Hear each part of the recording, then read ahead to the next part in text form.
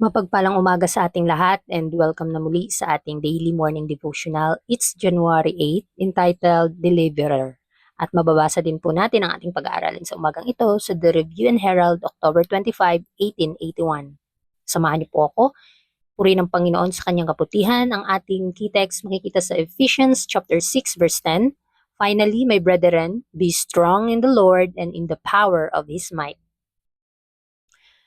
The Christian must be upright while dwelling with the corrupt and with traitors, with a heart true to God and imbued with His Spirit.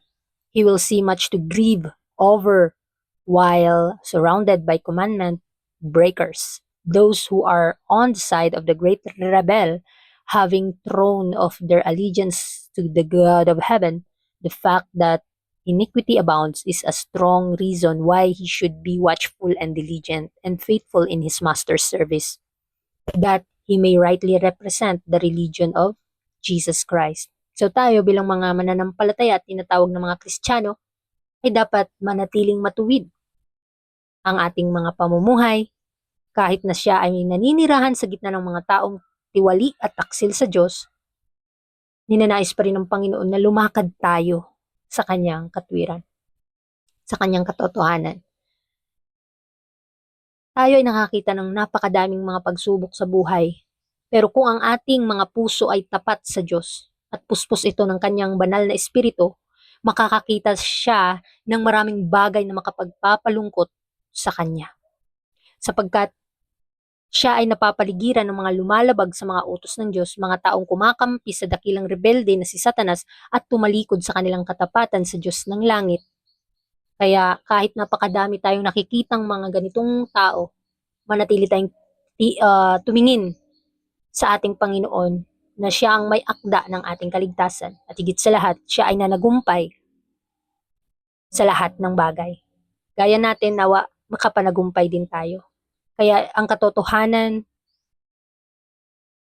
na laganap ang kasamaan ay hindi dahilan upang manghina ang mga Kristiyano. Sa halip ito ay matibay na dahilan upang tayo ay maging mapagbantay, magsikap at maging tapat sa paglilingkod sa ating Panginoon. Kaya mga kapatid, inaanyayahan tayo ng Panginoon na huwag sumuko, lumaban tayo na naayon sa kanyang kalooban.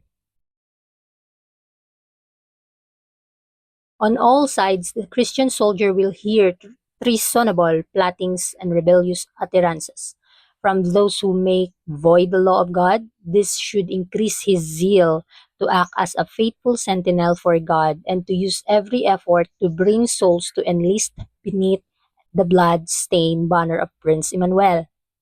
The more dense the moral darkness, the more earnest should be the endeavor to walk with God, that light and power from Him may be reflected upon those in darkness.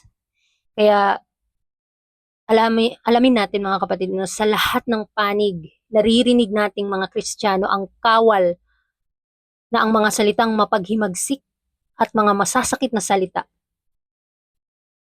Nawa ito ay wag nating pansinin dahil winawalang halaga nila ang kautusan ng Diyos. Tayong lumalakad sa kalooban ng Panginoon, kailangan tayong maging tapat na sumunod sa Panginoon na kahit napakadaming mga taksil sa ating mga paligid.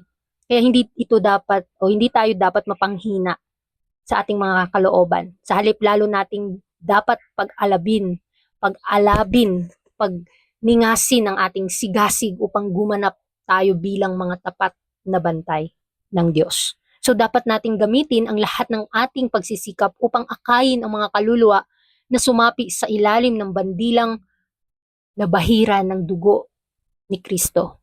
Isang sagisag na sakripisyo at tagumpay ng ating Panginoon. Kaya habang lalo pang kumakapal ang kadidimang moral, ang kasamaan sa ating sanlibutan, lalo ring dapat maging taimtim at magsikap tayong lumakad na kasama ang Diyos. Gaya ng mga sinaunang Kristiyano na sila ay naging tapat sa Panginoon. The love of genuine Christians will not grow cold because iniquity abounds. As society grows more and more corrupt, as in the days of Noah and of Lot, there will be yearning of soul over deceived, deluded, perishing sinners who are preparing themselves for a fate similar to that of the transgressors who perish in the waters of the flood and in the fires of Sodom.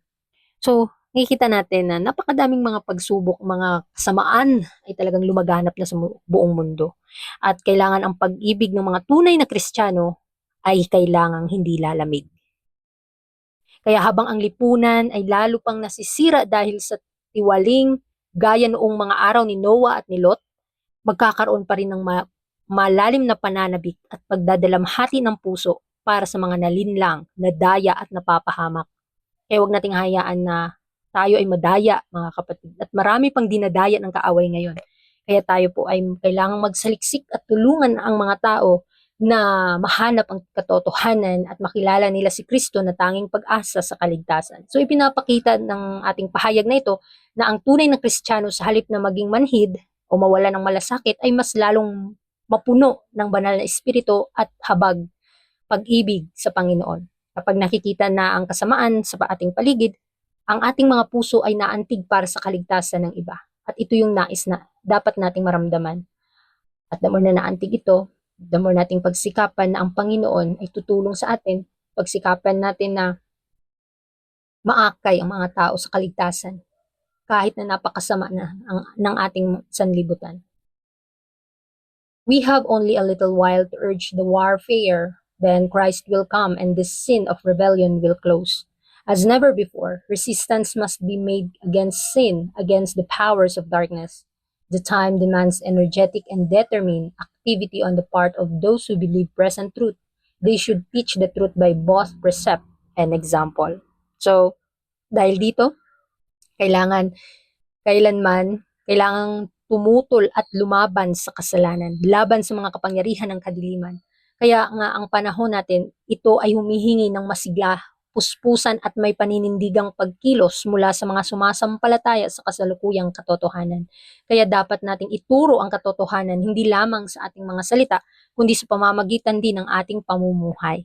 Ang ating aral ay halimbawa ay dapat magkaisa upang ang katotohanan ni Kristo ay malinaw na maipakita at maging mabisang patotoo sa isang mundong malapit ng wasakin dahil sa kasalanan. Kaya kailangan maging tapat na tayo, mga kapatid, magbago na tayo sa tulong ng ating Panginoon. If the time seems long to wait for our deliverer to come, if bowed by affliction and worn with toil, we feel impatient for our commission to close and to receive an honorable release from the warfare, let us remember and let the remembrance check every murmur that God leave us on earth to encounter storms and conflicts, to perfect Christian character, to become better acquainted with God, our Father, and Christ, our elder brother, and to do work for the Master in winning many souls to Christ. So alam natin na tayo ay merong tagapagligtas ngayon. At inanais ng Panginoon na tayo makipagtulungan sa Kanya para sa mga kaluluwang malapit ng mapahamak. Kaya kailangan akayin natin sila sa Panginoon at alalahanin natin na kapag tayo gumagawa, kailangang meron tayong pagsisikap at meron tayong pag-ibig at pananampalataya sa Panginoon. Kaya saliksikin natin ang ating mga sarili kung meron ba tayong pagrereklamo na baka iniwan na tayo ng Diyos. Kaya mga kapatid, wag tayong mag-isip ng mga ganong bagay bagkus ang isipin natin na tayo magwawagi dahil si Kristo ang ating tinitingnan sa labanan na ito. Kaya sa ganitong pananaw, ang mga paghihirap at paghihintay ay nagiging bahagi ito ng banal na plano ng Diyos para sa ating paglago at para sa kaligtasan ng iba. Kaya ang ating pag-aaral ngayon this is our question for today's devotional. Does the antagonism of those who hate Christianity increase my zeal to share the gospel, that even the scoffer might have an opportunity to be saved? Ito yung ating pagsikapan. Nakikita natin na napakadami ng mga kasamaan na ginagawang kasinungalingan ng katotohanan. Kaya kailangan maging masigasig tayo sa paggawa. Sikapin natin na kahit ang mga matitigas ang ulo, ay may pagkakataon silang maligtas kung tatanggapin nila si Kristo. Kaya ito yung ating panalangin na hindi lang natin isabuhay ang katotohanan, kundi ating ibahagi ito na may pag-ibig. Huwag tayong tumingin sa kanilang kahinaan, bagkus kay Kristo tayo na siyang ating kalakasan. Kaya purihin ang Panginoon sa umagang ito, and God bless sa ating lahat.